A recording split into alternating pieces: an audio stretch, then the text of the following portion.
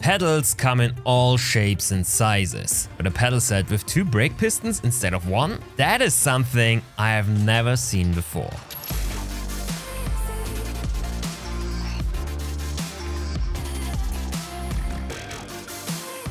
And with that, welcome back to Overtake.gg, and today I finally review the pedals I sport as a daily driver, the Nuo Simulation Evo 1, the one with the 2 brake pistons. They come at a price of 599 euros for the 2 pedal set and are completely manufactured made in Germany. The fun fact behind the Evo 1 and Nuo Simulation as a company is that the pedals are manufactured and distributed by one guy and one guy only. And let me tell you, he is one of us. This is him, Matthias Papendorf, the creator of Nuo Simulation. Racing in an esports tournament, securing the win once more. Fully immersed in VR, sporting his still prototype racing wheel, and of course the Evo 1 underneath the desk. And he's a really nice guy as well. Every time we talk about sim racing, it's apparent that he knows his stuff. And he's a much better sim racer than I am. Maybe he should do the review. Never mind. What I'm trying to say here is that Matthias, as a German design engineer, crafted a pedal set that feels fresh comparatively to what the competition is doing. And it features a few nicks that no one else in the scene is offering right now. And we as Overtake, we offer sim racing content like nobody else. If you're interested, if you're new to the channel, become part of the crew, subscribe to Overtake, and also leave a like on this video if you are interested to find out what the fuss is about the second piston here. But enough blah blah, let's finally talk about those pedals. Before we start talking about the accelerator and the brake, let's talk about a few overarching things, I would say. First of all, what do we notice? Those brakes are manufactured from 100% stainless steel because Matthias really likes how that looks. Those are really sturdy. Those pedals will definitely stand the test of time. Just look at how thick the different materials are. I think it's like 8 millimeters on the thick parts and 4 on others where it doesn't have to be that thick, but those are manufactured to stand the test of time, and we'll see some wear and tear with a lot of time and a lot of braking maneuvers. All right, let's begin with the accelerator. This puppy has a 16-bit resolution, which is nuts compared to what everyone else is offering. So those are really precise, maybe even preciser than they have to be. The more data, the better, right? And what I like about the accelerator is it sports a Hall sensor, which is a good sensor to have in an accelerator, more than enough. Usually when you use potentiometer or Hall sensors, they can get irritated with dust. What Matthias did with these pedals is he covered all of the electronics behind plastic covering.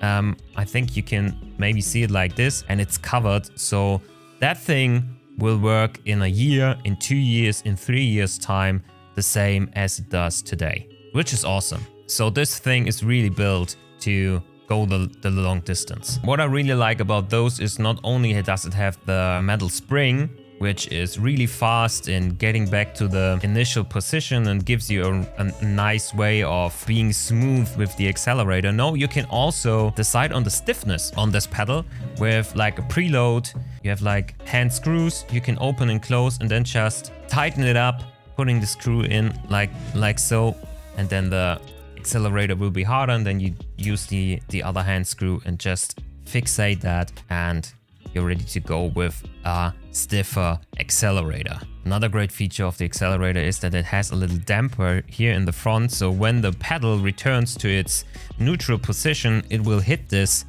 damper if you want to. Maybe I can show it in this camera angle. You have this screw, and then underneath there's this little rubber insert which you can tighten up, and now also like everything can be hand screwed. You can use some tools to tighten up things, to fixate things, but now when the accelerator gets back to its neutral position, it will hit like a stopper, which gives you a really nice feedback. So I really like that, and you can basically set it up however you like it. In my opinion, this is one of the best accelerator pedals on the market right now. I really adore that thing. I think the way the metal spring gives you this really smooth return to the neutral position is unmatched by any other pedal I've tried so far. Being smooth with this accelerator is as easy as it gets. I really love that thing to death and think this is the best accelerator I ever owned, which is why I'm sporting them daily, right? So let's move on and also talk about the brake pedal, which is of course the star of this set. Of course, this is the reason why you would buy them. This is a 200 kilograms load cell. 200 kilograms, so no matter if you go to the gym 5 times a week or you don't like me, this will have the right setting for you. And it can take a punch. Just like with the accelerator, electronics are hidden away underneath a cover so they stay dust free for a long time, although there is some dust right now on it. So the cover won't stay dust free, but the electronics they will. And the electronics are really precise as well. It can calculate up to 6-digit numbers, which is mind-boggling. Which means no matter the stiffness you choose, this puppy will always have the right amount of range of data available to you. So if you have a really soft combination, you can go for a longer distance as well, which is really, really nice. And one of my favorite features is that you can swap out parts on the fly. Just open up that screw and release the preload like this. And afterwards you can just get that lever out and use the combination you like. You can choose between different elastomers, you can choose between different springs and just put the end piece in as well. And then you put everything together again like so. Spring on like this. Elastomer. I have the yellow one, which is the softest one. I like them soft. You put it back in and then get some preload on, how stiff you want to have it, and then there you go, ready to race. And it's really cool that you have so many different options of choosing the right stiffness level for those, not only with different springs. So you have, let me quickly get it. Not only do you have different springs you can choose. So this is the, well, let me use the other camera. This is the harder one, while this is the softer one. You can see how much thicker that one is. Let me lay it on top like that. And you can also choose between different elastomers. So the harder ones are the black ones, the medium ones are the red ones, and then there are yellow ones, which are the softer ones. And of course, they also vary in a size. So you can, alone with that, choose between so many different options, which guarantees basically having the right stiffness level for you. But you can also change the stiffness with 2 other variables, which are one, of course, the preload. The more preload you put on the spring, the harder the whole operation gets. And also there's like a little hinge where you can choose 7 different positions. It's this one right here. You can choose between 7 different positions, and this will change the leverage of the whole lever itself and choose harder or stiffer settings that way as well, because the whole lever will be in a different position, like more to the top, more to the bottom, which is a really cool way of finding the right settings for you. So this is really universal. Also, I like that Matthias chose the metal springs instead of only elastomers, because elastomers have one big problem. Not only do they get shorter over time, this is an old one from my old brake. I don't know if it's, maybe I can have it in this camera. It's a bit damaged already, as you can see. Elastomers have a lot of wear and they will wear out, and then you need new ones, which is not a big problem, but it is a problem. Those, almost impossible to destroy them. Another thing is the elastomer needs more time to get back to its default state. So if you press it down, it will need some time to adjust and get back to how it was before. Especially the yellow one will really press together and need some time to get back to its usual state. The spring, on the other hand, is really fast in getting back to the neutral position, which leads to you having one, more control over trailing, and B, being able to release the brake or release the accelerator faster than you would be only with elastomers. Okay, before we talk about the second lever and how that works, overall, I would say the Evo 1 are on the softer side of pedals. Yes, you, as I just said, you can use the tougher spring and you can use the black elastomer pieces, which of course making the whole thing stiffer overall. But in the end, I still would say there is always a bit of travel instead of just having the sensation of braking or stepping into a wall and there's no play whatsoever, which is something some of you might like and will be part of my review, I suppose, with the Fanatec Invicta pedals that are sitting just over there. No, the Evo 1 are on the softer side, so there's always a bit of travel when braking with that one, which in my opinion is much better for sim racing. Yeah, maybe it's not how a brake works in the normal car or in a normal race car, but I think this is the way to go, because you have so much feel for not only the brake but also for trailing, with the actual brake having some play and being able to move it a bit. It's really stiff to press down with your hand, so I can't do that. So it's not like it's as soft as a Logitech brake or I don't know, something that isn't sporting a load cell. So you will need some juice to get that down. And this is one of the softer settings right now. But still, I would say they are on the softer side. So if you're looking for a brake that is being raced with socks, is for your casual Sunday drive, for everybody who's doing a lot of endurance racing, just isn't as fit as an athlete, yeah, maybe those are the right stiffness settings for you. But let's talk about the second lever.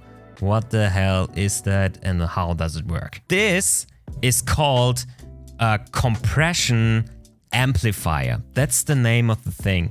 So at least when I translate it directly from German, as Matthias is a German guy, and that thing is a really genius design. If it wouldn't be there, the braking with the spring and the elastomer would be quite linear. So it wouldn't make a real difference if you brake 10%, 20%, 80%, 90% or 100%. The stiffness would increase, of course, because the metal spring would compress, but overall it would feel the difference between 10% and 100% wouldn't be that drastic. With the compression amplifier, you get another piece of elastomer which is quite stiff. So the brown one has the same stiffness like the hard one in black and is double in size, as you can see, double the size. So this is a really stiff one, the stiffest one in the set basically. And with this hand screw then, you can select at which point of your braking travel the second rubber will come in the sensation of braking. Correctly set, you can choose whatever you like, of course, but I would say correctly set, this will come in at roughly 85 to 90% of the pedal travel, which will lead to you having a softer brake for the fast braking stuff. So you're going into a turn, you're just tapping the brake, soft, soft, soft. But if you're racing something without ABS and you want to know where this line is, where your car locks up, you can then have the pedal get drastically stiffer at around 85-90%, which is really awesome. So in theory, a really, really great system that will lead to more consistency because you know what's actually happening and it's all muscle memory stuff.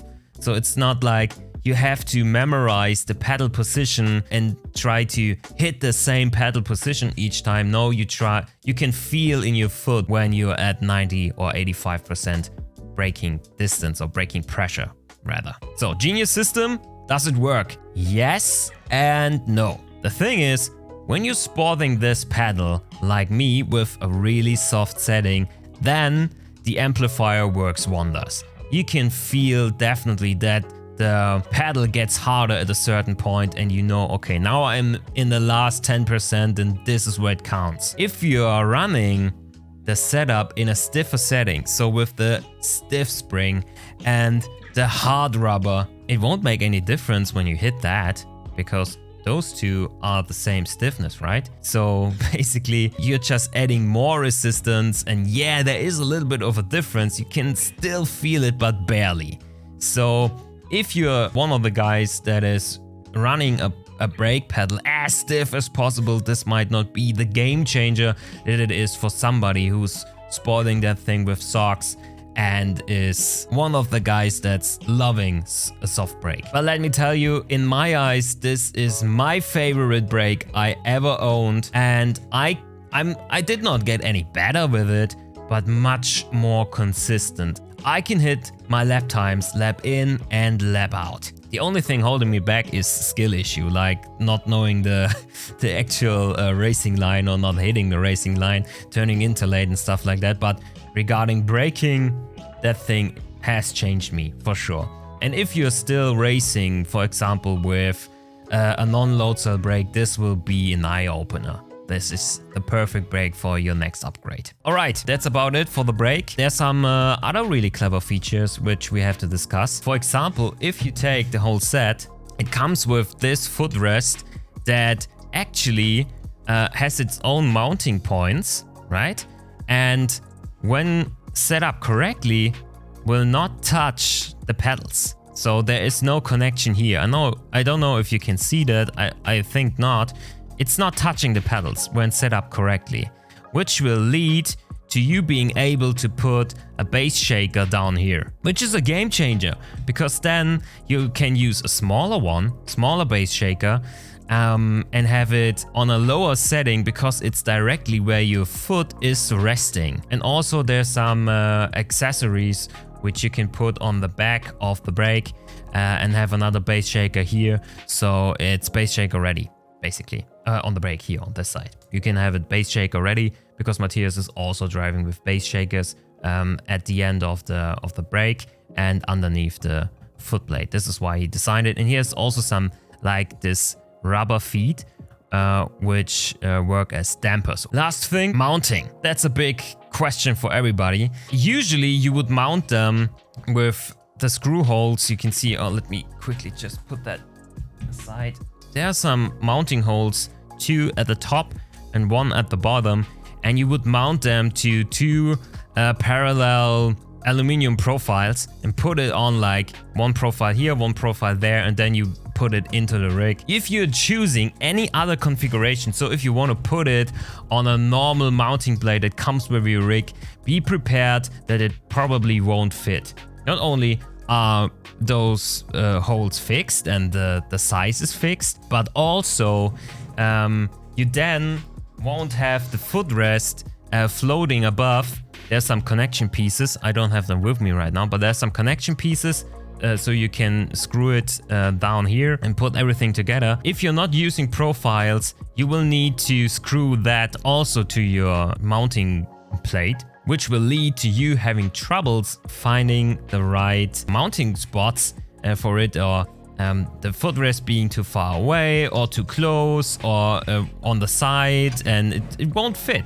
So be prepared to either one, have profiles instead of like the usual mounting plate you would use, or to drill in some more holes. Otherwise it could get tricky. It's one of the downers for this pedal set, sadly. But with 2 profiles you are ready to go within minutes. Then it's really easy to set it up. Oh, and one more thing, the software. There is none. There is no official Nuo Simulation software coming with these pedals, but you can use DI-View, which is also linked on the homepage, which is a not too fancy piece of software where you can calibrate the pedals. It's a bit fiddly, not as precise as other softwares, and you can't have custom brake curves or acceleration curves. But if you're not a fan of those anyways, like me, it's not really an issue, and calibration is fairly easy with DI-View. Okay, it's time for the final verdict. What can I say? I'm madly in love with the Nuo Simulation Evo 1, and I'm really happy that Matthias reached out to me, because I never want to have any other pedal set, to be honest. If you love a softer brake, you need a good amount of travel, drive with socks, and are searching for a pedal set that is 100% made in Europe, then those are the pedals for you. With 599 for the 2 pedal set, I think you're getting a high tier production that can stand its ground with the bigger names in the scene. And sure, Matthias is only shipping in Europe, so that's really sad for our American viewers out there. I'm really sorry. And as he's doing everything on his own, the delivery might take longer than you would expect from bigger names in the scene. But you can be sure that Matthias will answer your questions directly, and he's usually pretty quick to respond. And if anything dies on your pedals, you can just ask him and he will probably send you some replacement stuff. And don't forget, you will get a one-of-a-kind pedal, which is hand manufactured by one guy, which is also kind of neat, right? Next, I will slap the Fanatec Invicta pedals into my rig, which sound like the anti-news, because this hydraulic brake is actually super stiff. I can't really push that down. Those should be used with shoes only, and you are not supposed to use the heel rest. If you're interested in finding out more about those pedals, subscribe to the channel and we'll have the review in a few weeks' time. And if you need a fancy dashboard to decorate your rig with, maybe have a look at the Porsche Cup replica display I reviewed earlier this year. But that's it from me today. Thank you so much for tuning in and see you next time around. Cheers!